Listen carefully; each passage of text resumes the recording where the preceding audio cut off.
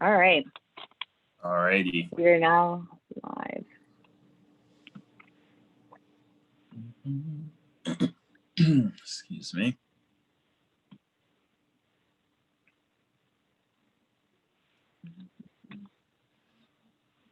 Hello, hello, welcome. I can see that we have a few people funneling in. Renice, St. Kitts, BK, JC, welcome. I recognize a few of these names from some of our last sessions. Muna, thank you for coming back for our evening session. We are going to get started in a minute or two. We're just waiting to provide everyone an opportunity to log in. So stay tuned, grab a drink of water. We're going to get started in a minute.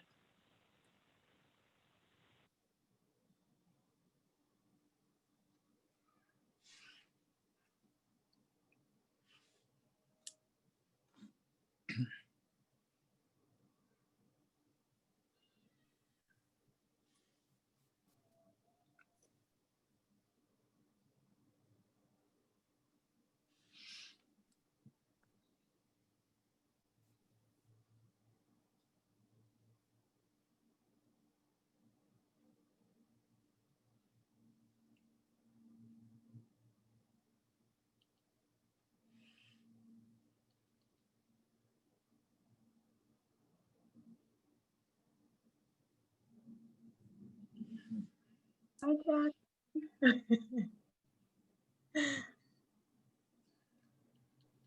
Okay, beautiful. I'm sure there will be more people who funnel in as we continue through the session, but we're going to get started now. Thank you so much for joining us for day 3 of Branded 2020. This is our second session of the evening and our 6th session overall in the first ever online BrandedTO. If you've never been to Branded, you are in for a treat. Branded is an annual event that invests, connects, and levels up Black newcomer and vulnerable youth entrepreneurs. We've invested over $100,000 in youth businesses through our pitch contests and contracted services. We've connected youth to mentors and networking sessions, and we're all about taking your businesses to the next level. I'm so excited that today we have some experts joining us to talk about client satisfaction. In this time of COVID, when business is changing fundamentally, keeping your clients happy is so important. So I'm so happy that we have Naomi and Tessa joining us for a conversation about client satisfaction to answer your questions. They're going to give us some tips on client satisfaction, and then you're going to have an opportunity to ask them questions specific to your business. So take a look at Zoom. There's a Q&A section. Please be sure to listen along and ask your questions because they're going to be addressing those directly. But before we begin, I'm just going to do a brief bio of Naomi and Tessa so you know who is speaking today. Naomi Adams is the owner and CEO of Beauty Club Outlet, an online and in-store curly hair product and wig boutique located in Cambridge, Ontario, that provides hair and wig products to communities all throughout Canada and the United States. Her goal is to raise the standard of the retail experience that people with curly and Afro-textured hair have known and create a brand that provides its clients with excellent assistance in choosing the right products for them the first time. She is passionate about the advancement of women of color, female entrepreneurship, and improving our community's knowledge and perspective of Afro-textured and curly hair. Please welcome Naomi. And our second speaker will be Tessa Robinson, a customer care specialist with Tridel, one of the sponsors of Branded. She has worked with Tridel in customer care for 5 years and previously worked in youth engagement in the Toronto downtown Jewish community. Tessa is guided by Maya Angelou's words that people will forget what you said, people will forget what you did, but people will never forget how you made them feel. She is passionate about creating and sustaining environments where both employees and customers feel like they are supported and championed. Tessa lives in Toronto with her wife and dog, bakes sourdough every weekend, and loves the Seattle Storm and the Raptors. Please welcome Tessa. We're going to start this conversation with Naomi, and we're going to transition over to Tessa, after which we'll open it to audience questions. So please take it away, Naomi. Thanks so much, Christopher. Hello, everyone. As Christopher mentioned, my name is Naomi, and today I wanted to give you 3 of the main things that we focus on at Beauty Club Outlet to enhance our customer service experience and to increase client satisfaction. For me, customer service and client satisfaction is integral to every business operational decision that we make. And when we are working through business strategy, we are always taking it into consideration. It can be the difference between the competitive advantage of your business. It can be the difference between how aware customers are of your brand. And it can be a big difference maker in sales as well. So the first thing that we do at Beauty Club Outlet is we show appreciation. All people like to be appreciated and recognized for things that they give.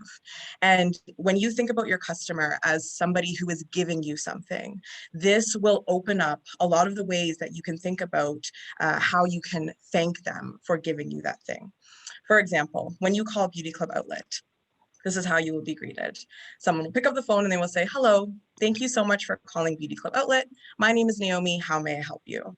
And there's lots of things in that greeting that we do to enhance the customer experience. But the one main thing we do is we thank the customer for calling. This is before the customer has bought. This is before the customer has come to the store. We want to make sure that from the first time the customer interacts with us, we show that we appreciate the time that they have given to us. If you send us an email, you will be thanked. If you come by the store, you will be thanked.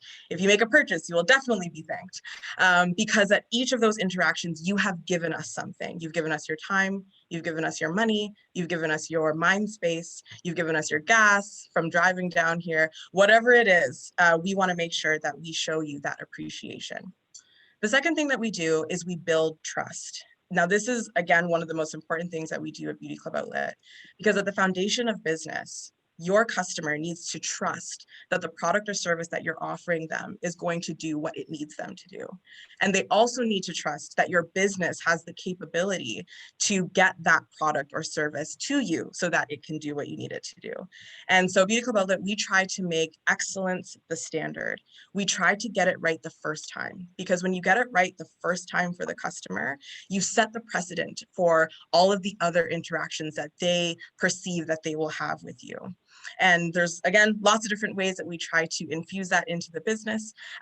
For example, we try to always make sure that our products are shipped out correctly the first time, because there's nothing worse than waiting 7 days for a product, for an order. You get it, you open it, and it's wrong. And when you do it right the first time, the customer now has trust that the next time they order from you, their order is going to be correct. The other side about trust that we also do is acknowledging and remedying when you drop the ball. We're not perfect. Businesses are not perfect, and you're not going to be perfect all the time. So you can be striving for that excellent standard, but if you don't meet it, we really focus on acknowledging the mistake, apologizing for the mistake, empathizing with the customer, understanding their feelings about the mistake, remedying the mistake. And that is one of the most important, actually probably the most important part, is remedying the mistake and making sure that you make that a priority, fixing the issue that the customer has faced. But lastly, we also do take it a next step up. And we show the customer that we appreciate them, and we appreciate the patience and the understanding that they have extended to us while we fix that mistake. That can be a handwritten note, apologizing again and saying thank you for your understanding. That can be an extra product that we put in an order as a surprise, saying again, thank you so much for your understanding. Sometimes doing that extra thing at the end of the remedying can actually make the customer have a more positive feeling towards you after the mistake than before, because you showed them that you cared about the fact that they were inconvenienced and you tried to make it better. So those are the 2 ways that we build trust. And lastly, what we like to do is make the experience from the time the customer interacts with the business to the time that they utilize the product to meet their need. That process we make as seamless and as easy and as enjoyable as possible. And again, depending on what your business is, what your industry is, that will look different from person to person. But you want to make sure that the client can access your business, can inquire about your business, can buy your product, can give you a review about it, can ask you questions as easily as possible. For us, when someone walks in the store at Beauty Club Outlet, we make sure that they are greeted with the greeting that we gave over the phone or in store. We make sure that you're asked questions to make sure that we are helping you in the best way that helps you. We make sure that we ship our products as fast as possible and use a courier that gets our products to our customers as fast as possible so that you're waiting as little time as possible to get that product. Whatever that looks like for your business, the process from the time the customer interacts with you to getting the product or service that they need needs to be as seamless, as easy, and again, as enjoyable as possible.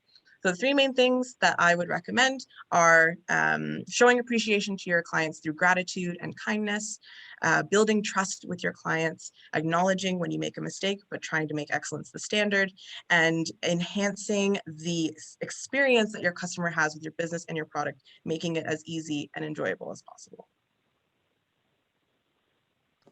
Awesome.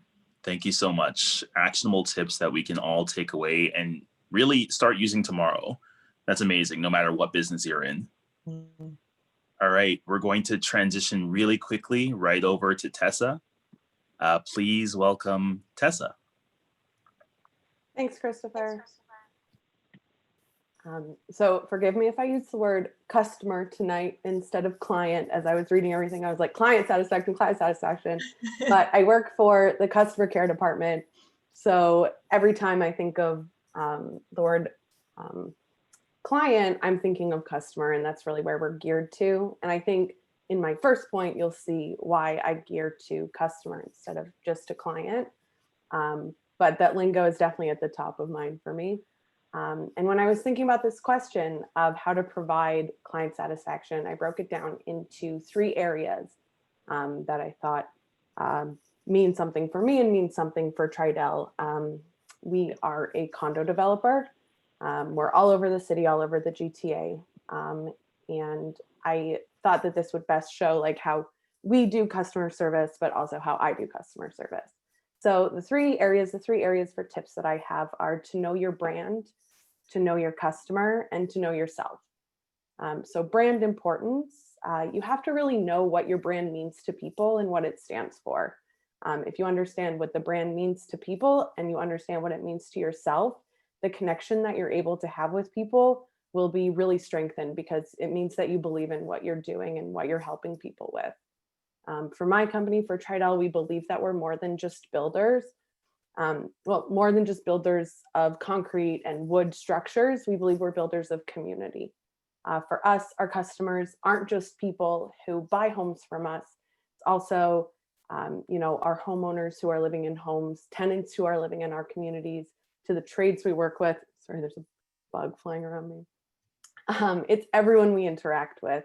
And also, one thing that really drew me to Tridel was the belief that employees are customers as well. And the inclusion of employees in that group of customers, of people who we're working and caring for, was really the place that brought me there. I have a background in human resources, but I ended up in customer service. But that's how I see the connection there with making sure employees are a part of the customer focus as well, because I think happy employees make happy customers. Our brand is really important to us. And it is one of the reasons that we provide really good and really personalized customer experiences. We've all bought into that idea that we build community, and we have a mantra that's called like ICE, or inspired, committed, and extraordinary. And everyone uses that as like a backbone, as the basis of all of the service that we provide. And when we interact with people, it really guides us. We create personal connections with people through different stages of the home buying and home living process, through sales, our design team, and our warranty teams. We know that through selling someone a condo, we're building towards what will be their home. Like it's, the house is not a home. So we're building homes with people. We know that we are a part of people's lives, and understand, we have to understand what home means to them. We're with them from the time they decide if they're buying a home for their future family. We're with them as they design a space that works best for them and for their future. And we're with them as they go through the joy and even the trials and tribulations of new home ownership, like moving into a brand new home, even from, the joy of walking in the door and seeing everything brand new for the first time, to a washing machine that stops working, or your heater that stops working in the winter. We're there for the good and the exciting, and we're also there for the challenging. And it's because of that and our belief in turning every experience into something inspired, committed, and extraordinary, that we win industry awards for best customer care year after year. And it is something that all of us believe in our mission, all of us believe in building community, and we bring people into the fold with that. And that's really important to us. So next, the second tip is to know your customer. One sec. You need to know who they are and what they're looking for and how they interact with people, because how they interact is how you're going to interact with them too. So we work with them, we understand how they live, what will bring them the most joy, what's important to them. We understand what their experiences are, and we look to make those positive experiences, even if, like Naomi said, with something that has gone wrong, taking something that's gone wrong and making it positive as best we can. We know that's what's going to keep people coming back to us and to tell their friends about Tridel. And we know it's not just about turning those negatives into positives. It's about starting with something great and making every experience as positive as it can be. We get to know our customers as we go through different stages with them. Even when we in customer care meet them when they're inspecting their home for the first time, digging into their design files and finding out if something was really important to them, like designing a specific place to put like cat litter. We would take something like that and know that, okay, they have a cat. Maybe I'll get them a little something extra and unexpected. We'll get them a cat toy for them, ready for them when they move in, so that they know that we've taken the time to get to know them and to know what's important to them. Or even, they've gotten married or engaged recently, to bring by a bottle of champagne to say, you know what, we're a part of your life, we know you, and we're here to make this special. Last but not least, you need to know yourself and what you can bring to the table. You have to believe in your capabilities to communicate with people, to empathize with them, and to create personal connections.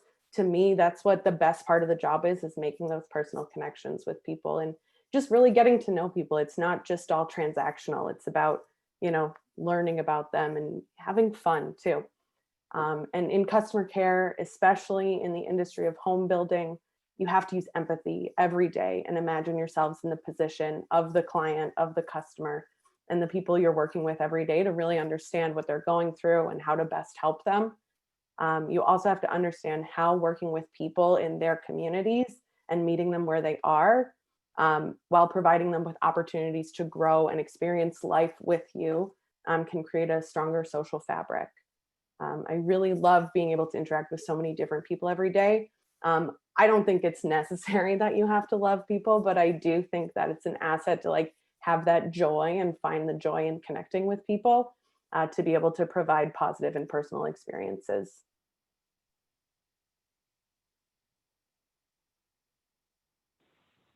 Awesome. Thank you so much. And now we're going to, before we turn it over to audience Q&As, I do have a few questions here prepared. And I think this is for both of you, Naomi and Tessa. And Tessa, I don't know if I have you on screen right now just because you were talking last, but I'm going to ask you to go first, and then Naomi. What has been the most effective way of connecting with your customer or your client? I think just taking the time to slow down, and not saying, okay, I'm here to do my job, you're here to get what you need out of this, but really taking the time to slow down and just, enjoy where you are. And especially now, I mean, if I hear the words new normal again, I'm gonna shout, but in this world that we're in, finding those personal connections and being able to look someone in the eye, whether it's through a camera or in person, is really important to us. And to being able to take the time to just slow down and appreciate the moments that you have and get to know people, because everyone's going to bring something new. Awesome. Thank you. And what, yeah. Sorry. Yeah, I would say that for Beauty Club Outlet, for our particular business, we have built it a lot around discussion and conversation, because we sell a product that's very specific to each person. My curl texture will be very different to somebody else's curl texture, and we will both have a different experience with one product. It might work well for me, but it might not work well for you. And so we found that sort of exactly what Tessa said, really taking the time to open conversational avenues with your customers that give you access to the information that you will use to best help them with your product. And as you do that, you find the humanity in your customer, and you find the things that make them tick, that make them laugh, that that even from a marketing perspective, what can I put out there about my product that can connect with this customer on a human level, not just a transactional level, as Tessa was saying. So I definitely think finding the way to connect with your customer from a human level that ties into your product can help you better sell your product, but as well make genuine relationships with your customers, for sure. So for us, it is the connecting to people through conversation and taking the time and finding the avenues to be able to do that better. I have a follow-up question for both you, Tessa and Naomi. You both touched on really connecting, having that personal connection with your customers. Now, in light of COVID, everything has changed now. Do you find it more challenging to connect with your consumers? Does it just look different? Is it easier, harder, or does it look different? And if you can give any examples of what that looks like, would love to hear. Do you want to go, Naomi? I know, I'm like, I went first last time. Yeah. Yeah. Naomi, you can start us off. Okay.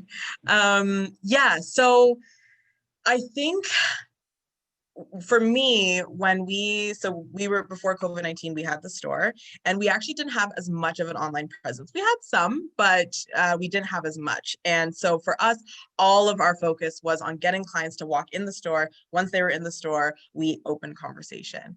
And I think when we moved online, we again had to find those avenues of connecting with a client that wasn't face-to-face. So for example, we actually moved to doing virtual curly hair consultations. So on our website, you can actually book a Zoom meeting, and you have 15 minutes, and we connect face-to-face over Zoom, and we talk about hair. And that has actually been I wasn't sure if people were actually going to do it. And that's the other thing with business, is trial and error, right? You might think, oh, maybe I'm going to try to connect in this way, and then maybe it might not work. But this has actually helped us to connect face-to-face with clients all over Canada in a way that we never would have been able to. So finding, again, the avenues, that's an avenue that we implemented to try to, again, establish that relationship. But another thing that I also have learned is I've actually been watching a lot of influencers and content creators. And what these people are really good at is finding the connection between themselves and their followers, and finding, again, that mutual humanity. So even something like an Instagram caption, making have your caption talk about something that is personal, that's a personal scenario that lots of people experience, because relativity is actually the basis of all the memes and all the TikToks. The most viral things are things that everybody can relate to at the same time, right? So if you're able to find that relatability with somebody, I think even if they're not face-to-face, using social media platforms, even mailing, like if you have an email list and you send out a personal email that touches somebody or relates to them in a way that might not have anything to do with your product, but just finding those ways that you can connect with people, not face-to-face, but just connect from, again, that humanity perspective. But it's about trial and error, I think. Thanks for sharing. And Tessa? Yeah, I think what Naomi said about having people come from all over Canada to be able to have those hair consultations, I think it just speaks to us being able to expand what we thought was possible for us, like given the constraints of time and geography and people being able to make it to your store. I think the world has opened up so much more. We hold these workshops for people at our head office. Well, we did. And we did some online that were just at like 4:30 to 5:15, hop on, sort of like this format. We set up something in Microsoft where we were talking, we present, we do everything that we would do in person, but people can just join in. And a lot of people join that wouldn't have been able to before, whether they, you know, lived in another city, but they had bought a condo for their kid or so, wherever those parents are, I'd like to meet them. But they could, you know, they could join in, they'd be there, they could be a part of it too, and something that they might not be able to make it to in an evening in North York. So, I mean, I like the face-to-face stuff. Like I miss that a lot from the before time. But it was nice to be able to still connect with people and have those interactions.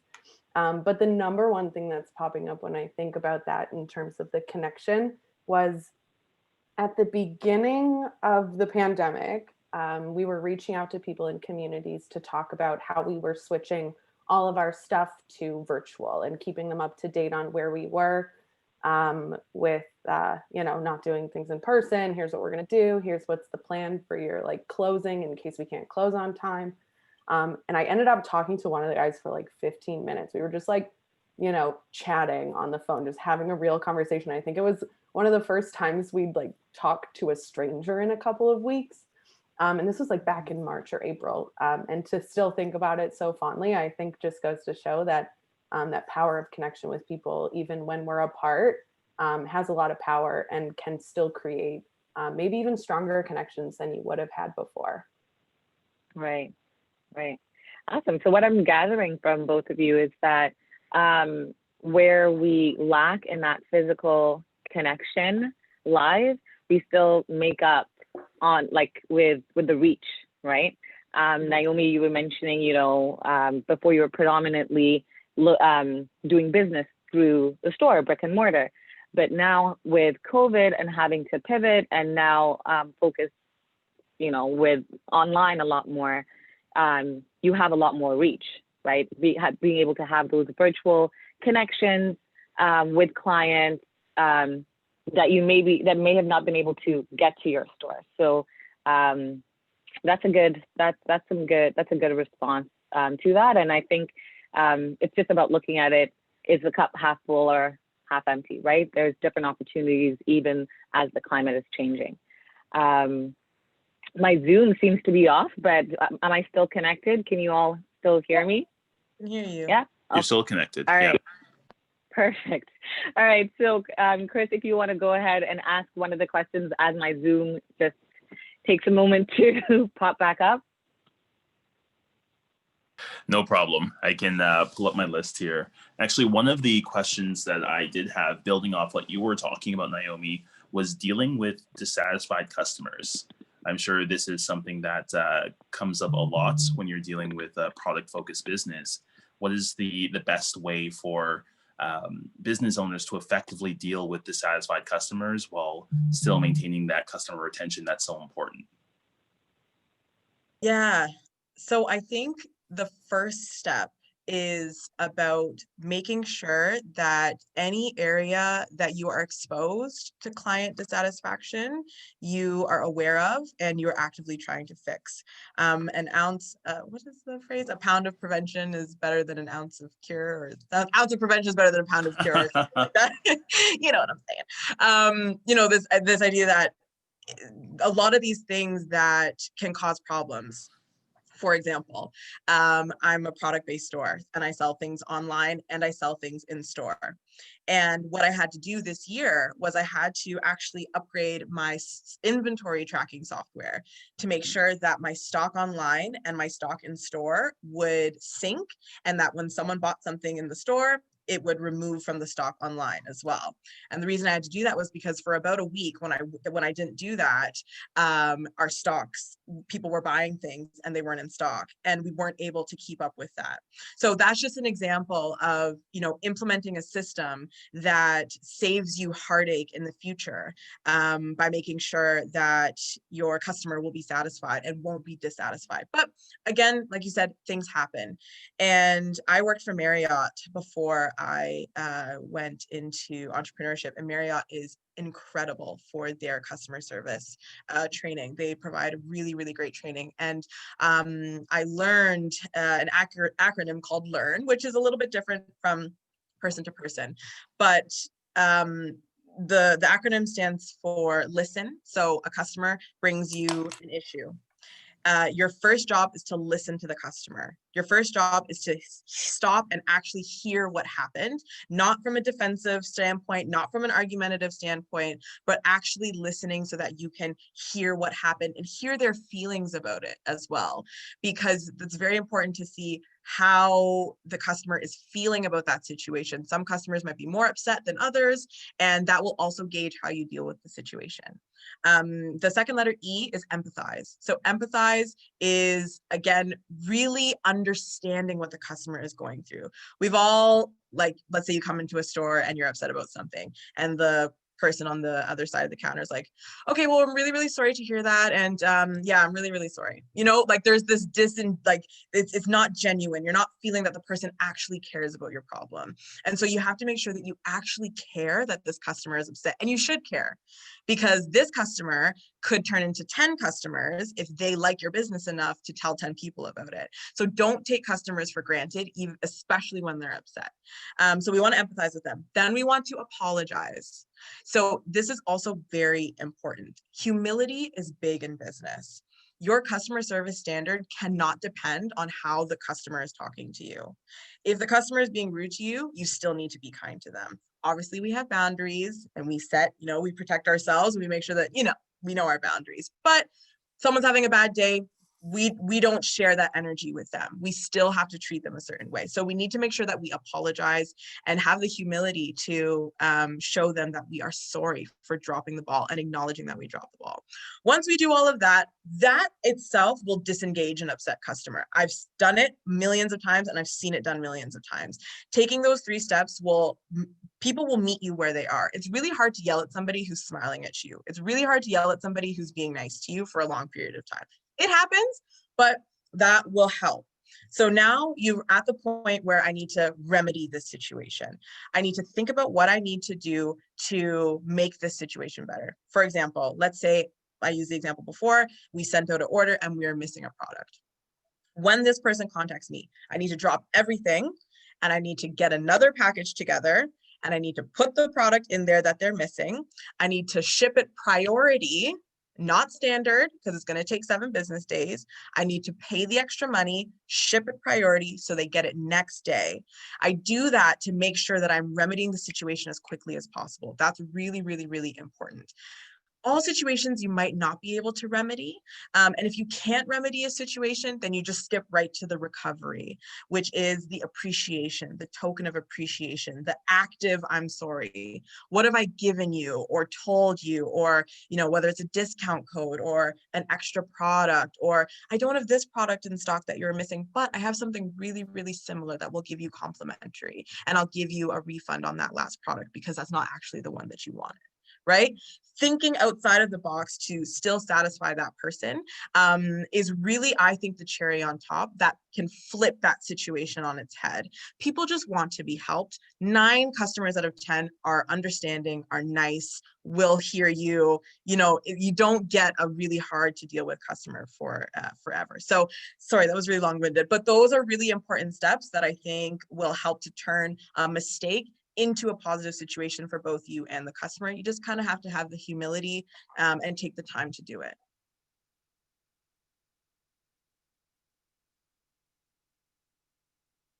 Okay, awesome. That is, I think anything that has an acronym to make it easier to remember for me is a winner. Yes. And everything that you mentioned is like completely actionable no matter what industry you're in. So Thank you so much for that advice.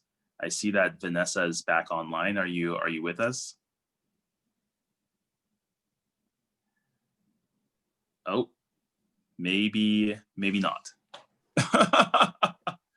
That's a great place to freeze if you're going to freeze though. So I think that's a good thing. I do have some more questions here.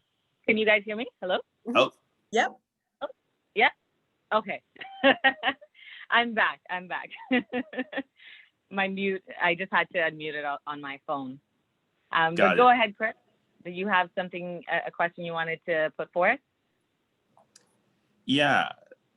So, I mean, based on this year's unpredictability, what can an entrepreneur do to plan for or client satisfaction? What kind of measures can you put in place to deal with the sort of unpredictability that we're facing right now as it relates to your ability to service your clients and service them effectively? I guess what sort of advice could you give to entrepreneurs?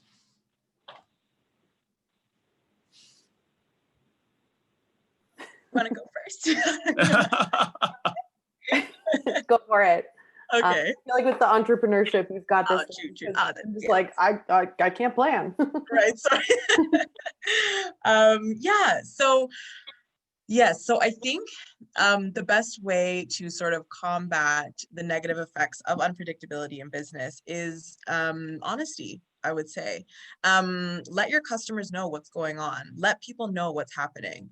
For example, before when COVID first hit, our online sales shot up and it was like this scramble to like get everything together, and we were using Canada Post. But Canada Post was very, very busy, like extremely busy.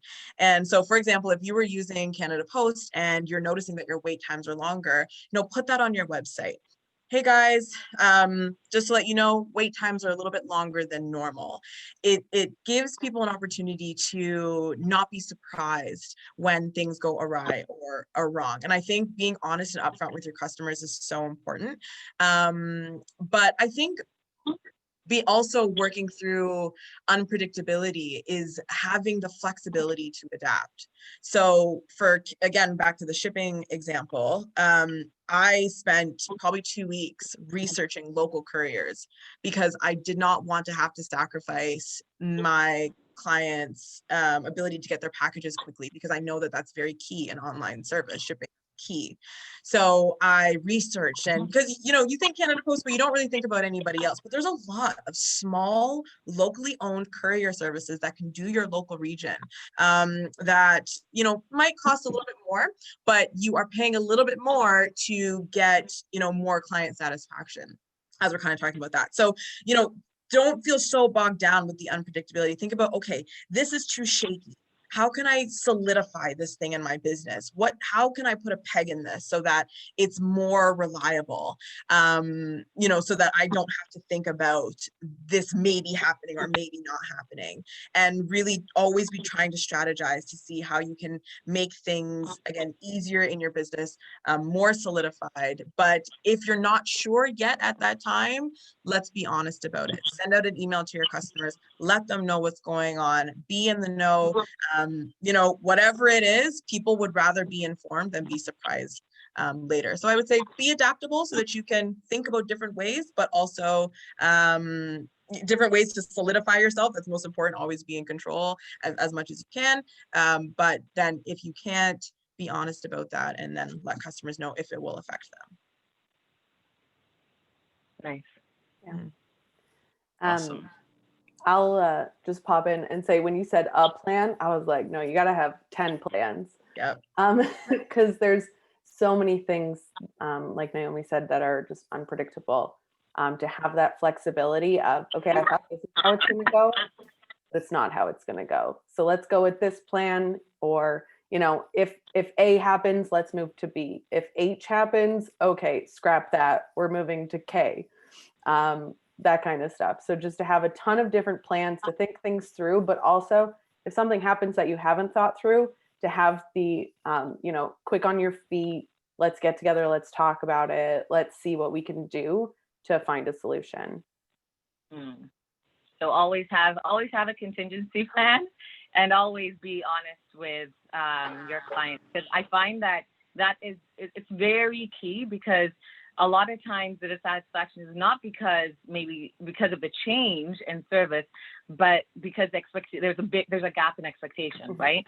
If you're used to having something that you'd get in 2 days and now it's 5, if you're going in ordering that service or that product and you're expecting 2, but now it's 5, then that creates that dissatisfaction, where if you communicated it right off the jump at the beginning, saying, COVID, or, whatever situation may arise that affects the business or the quality of the service or the delivery, a lot of clients are very understanding to that, right?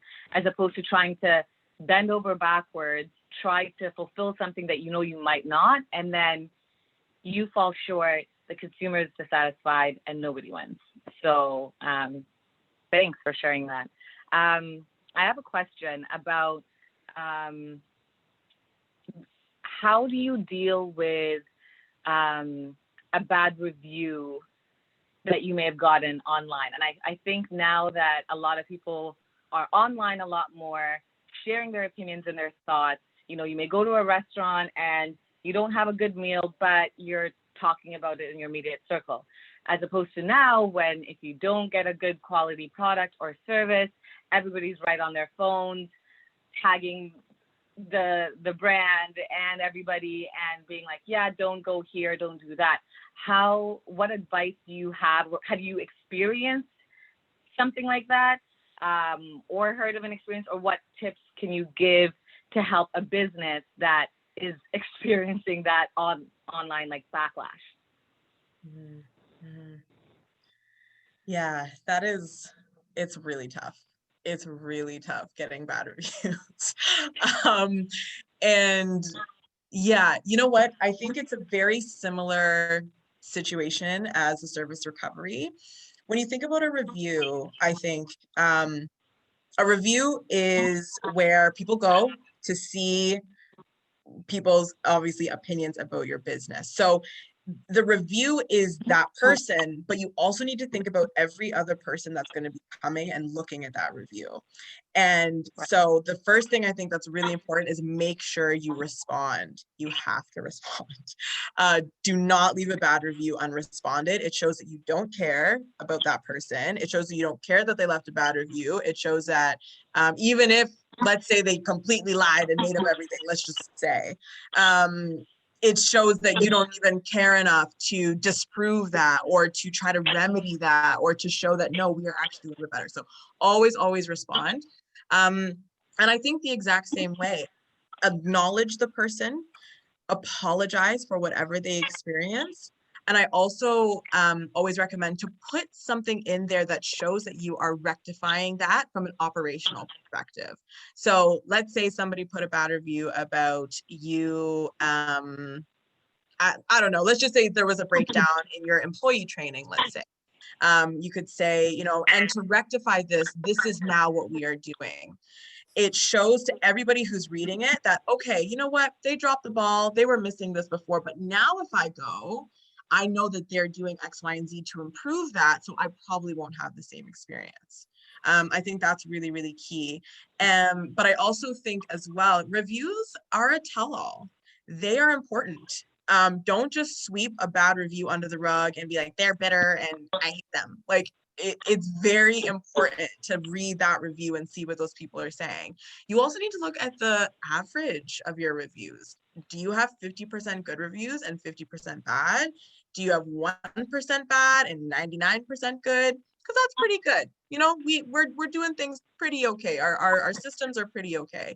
But look at what that person is saying. Now we have employees at Beauty Club Lit, and it's interesting. Whenever we get a good review, I always read it, bring everybody together, and I'm like, hey guys, we got this review. It makes people feel good. It shows them that you did something really great. You executed this properly. Good job. If we have a bad review, we also talk about it, because we need to fix whatever that person experienced. We need to make sure that people who come in again don't experience it.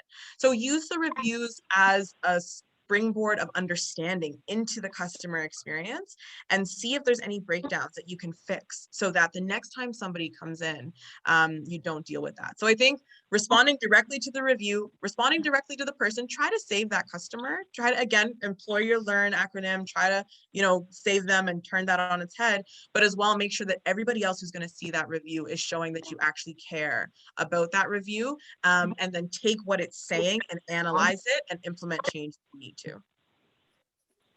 Mm-hmm. Yeah, I would Beautiful. absolutely echo that. Just as I was writing down my notes to, you know, have something to say that's coherent. Yeah. I was writing down like a bad review or someone bringing something negative to your attention. It's your biggest opportunity for growth, because someone is taking the time to say it. So many people are disaffected and they're like, okay, whatever, that was bad. But someone is actually taking the time out to express what it was that caused them those feelings, that made it strong enough to write a review, whether it's good or bad. So they can actually become a great champion for you, even if you maybe do lose them as a customer. But a lot of times you don't, if you take the steps, like Naomi said, to rectify the situation and work with them, and then to show how you're changing. It can be the best opportunity. And that is your, like, a really good indicator of someone who felt strong enough to say something. How many like 3-star reviews do you see on things? Like, not that many, right? It's either like 1 or like 4 or 5. So you're getting people who feel really passionate about it, so they can actually become a big champion for you. Right. For sure. Right. And how Awesome. do you both feel? Sorry. How do you both feel about enticing your customers to leave reviews? Whether it's, you know, if there's like a free gift with purchase or something, do you think it makes it any less sincere? Is it a good strategy? What are your thoughts on that? I think it's so hard. In terms of when we get feedback, we always ask at the end of our homeowner orientations, which is it's like an inspection of your new home, but it's really an orientation to the community. The first time people are seeing their home, sometimes like 5 years after they've purchased it, we give a survey, and normally we give it on paper. And now, because of COVID, people are like, nope, I'm not spending any time longer in here than I have to. I don't want to take the pen you're holding and fill it out. Like, I don't want to touch the stuff you're touching. And we've had to, you know, pivot to a more online thing, and it's hard. So I think even if you offer something like a gift card or more incentives, it doesn't hurt. I don't think people look at that and say, oh, like, I'm only going to do this to get that. I think people will say, okay, yeah, maybe I will, but it's like the spark that's like, maybe I'll take the time and do it, and then you can get to it. But it is hard. It's hard to get feedback, and it's hard to entice, and it's hard to get it in a genuine way. But I think even if it's a little, maybe it's not disingenuous is the wrong word. Because I don't know, but maybe people might see it as like a cheap trick, but I don't think it is. I think it's just like, okay, yeah, maybe I will, but I'll share. So. Yeah, for sure. I think the best time to ask a customer for a review is after you have either completed an interaction with them or a transaction with them. You know, sometimes, like, you know, you go on websites and like you're on the site for like 5 seconds and it's like, tell us about your experience. And you're like, well, I haven't had one, so I can't tell you anything. You know, like there's this kind of, and then you kind of dismiss it and you're like, okay, this is, you know, but I think timing it is important as well. And, you know, so if it's like, for example, we use Square POS in the store, and with Square POS, if you email or text a receipt to a customer, they automatically ask them for review. So that's a good time because it's right after the sale, it's right after the transaction. If they had a good experience, they're more likely, like Tessa said, if they've really had a good experience and they're really impressed with you, they almost see it as doing a favor for you. they're like, oh yeah, for sure. Like, I love them. I'd definitely leave a review. You know, that motivation is kind of there. But yeah, like Tessa said, kind of the random timing is just kind of, and you'll get more people who will never leave a review. Honestly, I've never left a review in my life, like on anything. And I've had great experiences everywhere, but I just, you know, it's just something I just kind of, but now as a business owner, that's probably not good for me to say. I probably should have said, until I was a business owner, I never left reviews. But it's something that, you know, it just depends on who you are and if that's something you do. You know, we have those Yelp users who they're like 400 reviews like made since like 2017, and you're like, you just do reviews all day. Some people are like that, and I think putting it out to like the majority of people gives you better chances to getting reviews. But I think the timing is important too, and then ultimately do a really good job. I think that's the best way to promote reviews, is just doing a really good job. And then the incentives as well can help. Yeah, I think the personal experience, when you said that, Naomi, I was like, have I left reviews too? But I don't know if I have. But then I was thinking the one time in recent memory that I have, I wrote my grocery store like a thank you email, just like at the beginning of the pandemic. I was like, they really care about my safety. Like, I'm happy to be here. Like, look at all the things they're doing to keep me safe. And I was like, I had that emotional connection with it. And I took the time out to email them. I was like, thanks. I cried in your checkout line. So thanks for that. Like, tell everyone I said thank you. So yeah, I think it just highlights that and underscores the importance of the personal connections you make with people. Right, for sure. We do have a few questions from the audience as well. One question I have here is, what is it like trying to find a new location? And does that at all impact the customer experience? And yeah. So do you mean a new location, like your first location, or you're changing location? So they didn't specify. Okay. I guess I can touch a little on both. So for a new location, I think, and Tessa touched on this in her initial speaking points, but knowing your customer. I think before you even spend $1 on your business, you need to know, what am I selling? Who am I selling it to? Why do they need it? Where do they live? What do they look like? Why would they buy this thing? You have to answer all of those questions about your customers, so that you know who to target when you're marketing. And I think your location is really important when thinking about that. So really make sure first you understand who you're selling to. If you sell to everybody, go to the most popular place. Obviously that's expensive a lot of the times, but you know, do that. There's a reason that Tim Hortons and Wendy's and McDonald's always show up around each other, because they all share a similar customer base. And so you want to be strategic about being in the best place that your ideal customer can find you, wherever that might be, depending on your product. Pricing is obviously a factor as well. Typically, the closer you are to actually an industrial sector, the cheaper rent is sometimes.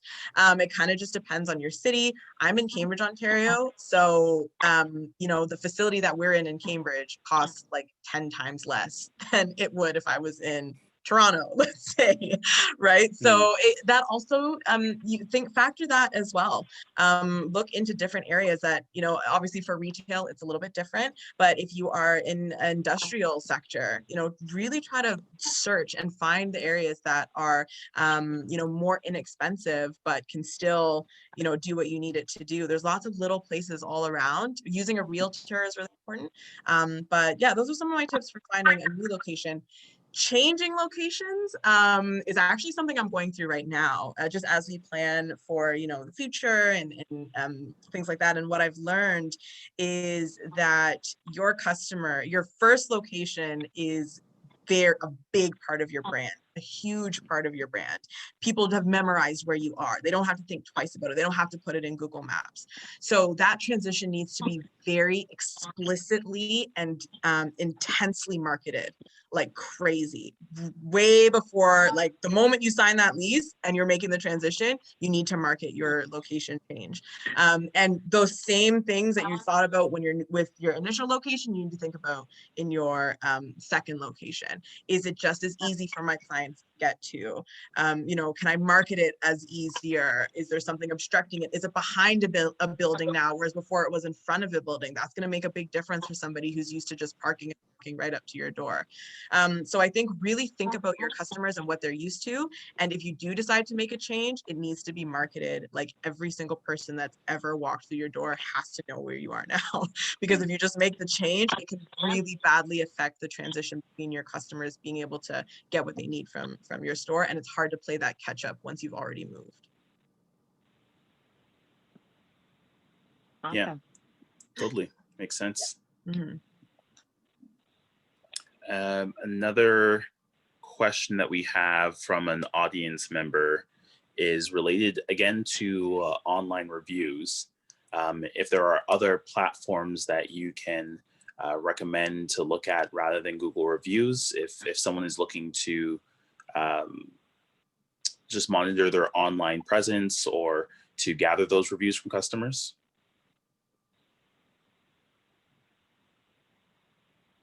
Sorry, Tessa, I don't think I know. I'm like thinking with my mouth open. Yeah. Yeah, I think for us, for a lot of internal surveys to get a pulse on where employees are, and also for experiences that we've had with external workshops and getting feedback for specific events that we've held or specific instances. A lot more of what we do is like with an internal focus, finding out things from people without like the Google review aspect, but we use a lot of SurveyMonkey, which sends out surveys to people's emails and opens up in a browser. Also something that we use is focus groups where we're actually sitting down with people and getting that feedback in, I don't want to say informal, but not a formal environment, but having those conversations and getting a group of people together to talk about their shared experiences. So less of like an online public review forum to get that feedback and more of the personal or even calling people and asking about their experiences. So less, I think we, in terms of this question, have less of a reliance on an online review, and our outreach is more focused to the individual and having the conversations. Yeah, I think actually I was going to say two things that Tessa said. So the SurveyMonkey I've used before too, and calling people is actually very effective. It is a way to connect to them that it's very rare. Companies don't do that. They don't have people sitting on the phone personally dialing a customer's number a day or two after they've had their experience. If you're a stylist or like a lash tech or somebody who actually like one-to-one has personalized service with somebody, that can make a huge difference as well in your ability to connect with them. So I think calling is a really great way to, you still get all of the benefits of a review. You hear their experience. You're able to make changes if you need to, all of those other things. You can still incentivize them. You can give them, a code over the phone or whatever it is. But I think it's a really great out of the box way to set your brand apart and to really connect with people. But I also want to say to you as well that Google reviews and Facebook reviews, Yelp reviews, let's say, it is a benefit to you to utilize those large platforms, because the first place that somebody's going to go to look you up is going to be Google or Facebook or, Yelp, let's say. Those are like the three biggest platforms. So I wouldn't recommend, in a sense, shying away or trying to not use Google reviews, because I think it can be more beneficial for you when somebody is initially looking you up. So they've seen you on Instagram, the next place they go is Google, and you have this bed of reviews right there, easy for them to see, versus, trying to find something else that might not see, because remember, it's not just about the person leaving the review, it's about everybody who's going to see it. So having your reviews in a place where the most people are going to see them, I think is also beneficial. So try to have a balance, I think, instead of just shying completely away from the Google. But I definitely think like the calling or the internal remarketing surveys are a good way to get the feedback as well, for sure. Awesome. And we have another question from the audience. Are more people more inclined to leave a bad review than a good one? And what would be a good way to combat this? And there, we may have touched on this topic through the dialogue earlier on, but if any of you guys want to jump in and comment on that question. From my experience, I would not say that people are more inclined. So, okay, it depends. It depends. I think if somebody has a negative experience, a very negative experience, they are probably more inclined to leave a bad review than if they had a good experience. But I really think it depends on the person. But I also think that the more people that have negative experiences, like I really think reviews are honest reflections. I really don't think they are, you know, fabricated or kind of one-sided. I really think if a company has more negative reviews than positive reviews, I think that the majority of their customers are experiencing negative or negativity at some point in the service structure. I think, yes, obviously you have some times that are kind of up and down, but I really think if a company, not to toot my own horn or anything, but you know, for Beauty Club Outlet, the majority of our reviews are positive reviews. And for me, I feel like that is because the majority of the people that interact with our business have a positive experience. So if you are having more negative reviews, I think that it is telling of the experience that people are actually having. But at the same time, like, the most important thing is that you're getting good reviews. If bad reviews are out there, like, we need to change something. Like, it doesn't matter if they're more inclined or they're less inclined. Like, we need to change something. We have to see physical changes in that. But more inclined, I don't know. It's kind of, it kind of depends. I think it depends on the person, but I wouldn't say that reviews are skewed. I think they're a pretty good representation of what actually goes on from an average perspective in a business, I would say.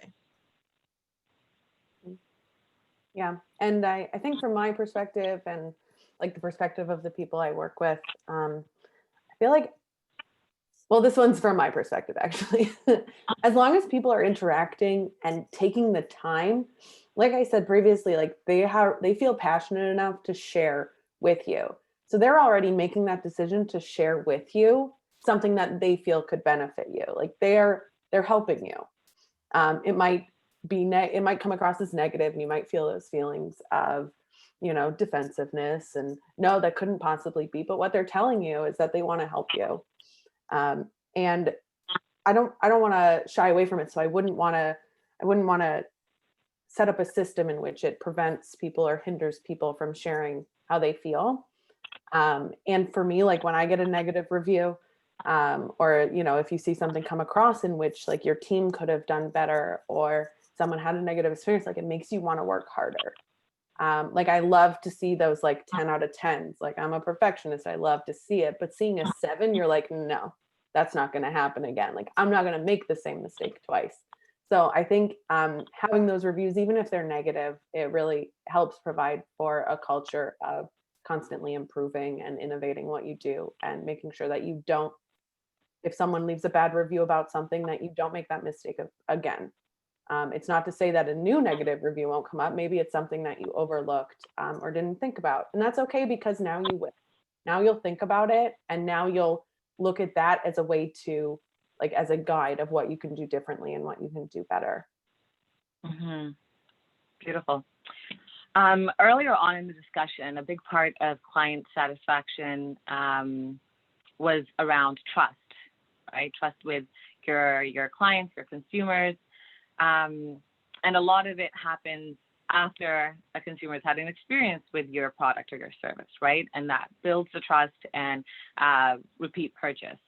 Now, is it possible to instill or translate trust to a consumer that you have not necessarily had an interaction with yet? And if so, do you have any tips on how you can portray yourself as a trusting brand, a trusting company, to be able to draw consumers in? Yeah. Honestly, yes. Like it's interesting, when I was first writing my notes, I really had to like condense everything to 5 minutes. But I sort of, when I was first writing, I used kind of this illustration, and it's interesting, we're talking about Google and reviews and things like that. Trust is instilled in really small ways as the customer moves through the interaction with your business. So for example, it's very important to have a Google business page. When I type in a restaurant, let's say, and they don't have a Google business page, I am literally automatically like, I lose a tick of like validity in that business. I don't where are you? What do you look like? Or why don't you have a Google business page? You know, You we feel like do you can't these trust things, it anymore. you know, right? Just throw it out the window. We do these things automatically because we live in this age of I can see something right away. So it's very important for you to have a Google business page. It's very important for the links on your Google business page to actually work. When somebody clicks on the link to call you, let's say, it's important that you have somebody else on the other line. If you don't have somebody else answering the phone, it's important that somebody is listening to the voicemail. It's important that somebody is monitoring your emails. It's important that somebody's monitoring your DMs, because your ability to answer that person puts a notch of validity into your business every step of the way. And by the time they get to you and actually purchase the product, you have built this trust. So it's really easy to kind of lose clients, I think, on the way. And you hear this all the time. I messaged them and they didn't get back to me. Or I called them and nobody picked up. There wasn't even a voicemail. All of these things speak to like the validity of your business in the consumer's mind. And I think showing them that you can do these small things gives them an ability to trust you in the big things.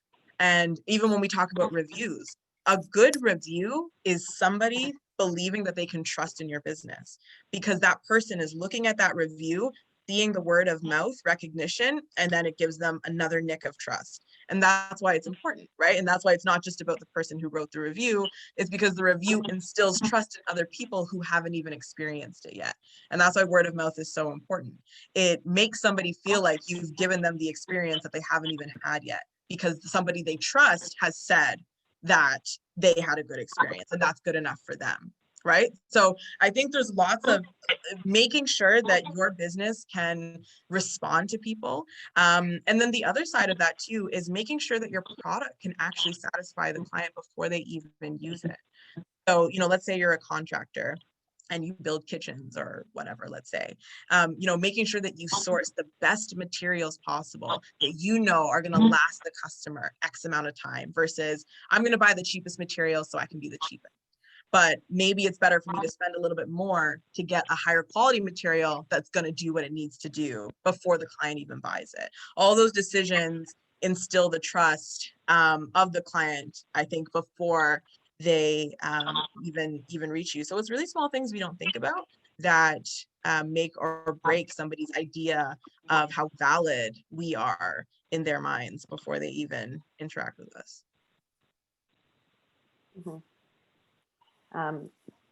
My note is just training in all caps. I do all the training and development for my for the customer care department now.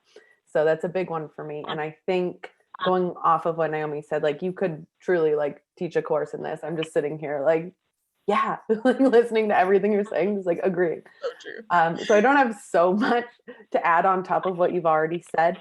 But I think having the training and making sure that everyone who's speaking for your company, speaking for your brand, knows what they're talking about and is able to have that foundation of knowledge to be able to create that trust.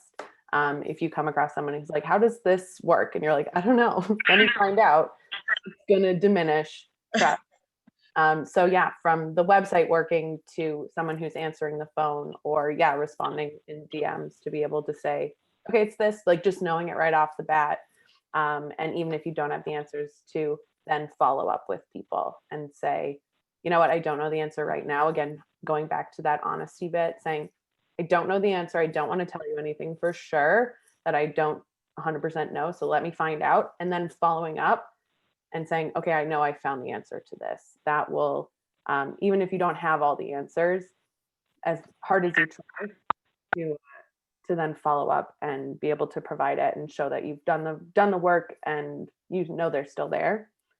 And one thing I was thinking of too, as you were talking, Naomi, was about even just knowing about a company and what it stands for.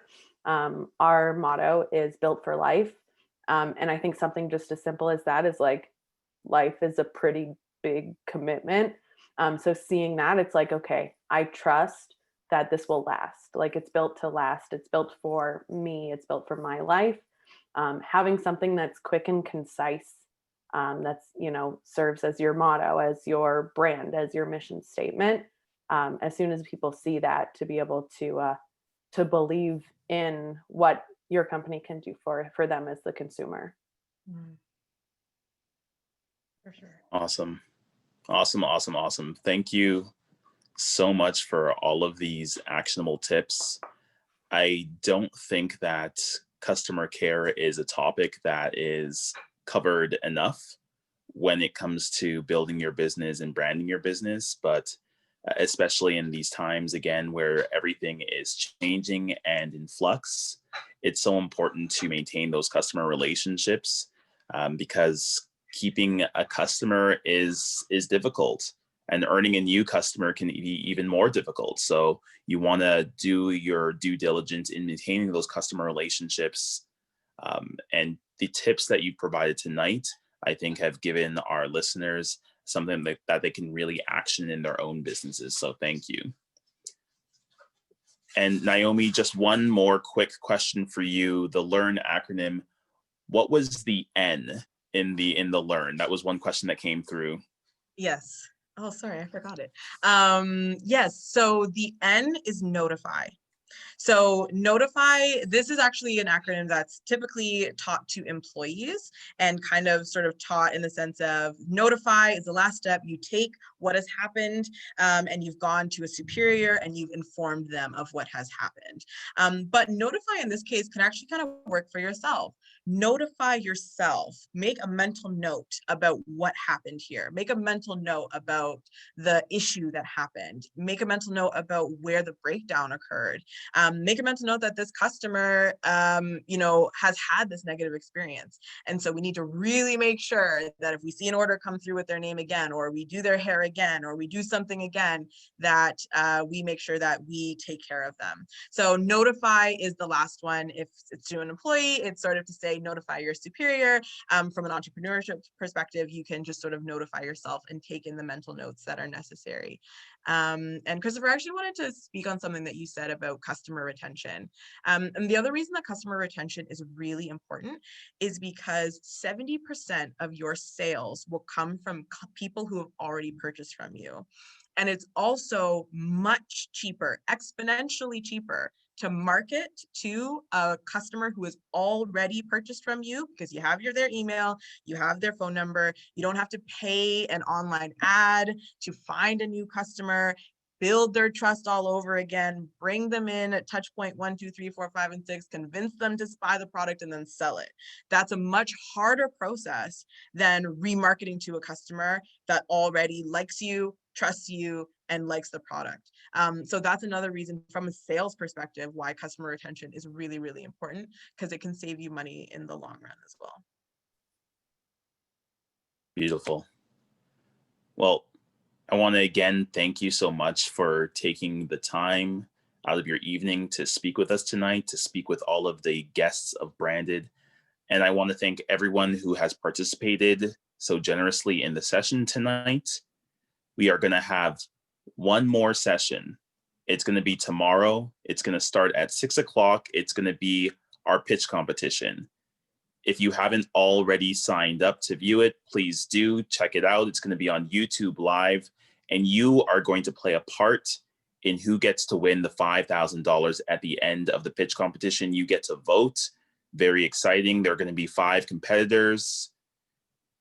Femi is going to be our host for the evening. You do not want to miss it. So please tune in tomorrow. It's going to be really exciting. Thank you again, Naomi. Thank you, Tessa. Thank you, everyone, for joining us tonight, and have a great evening. You too. Thank you so much for having me. Yeah, me too. Thanks, guys. See Appreciate you it. later.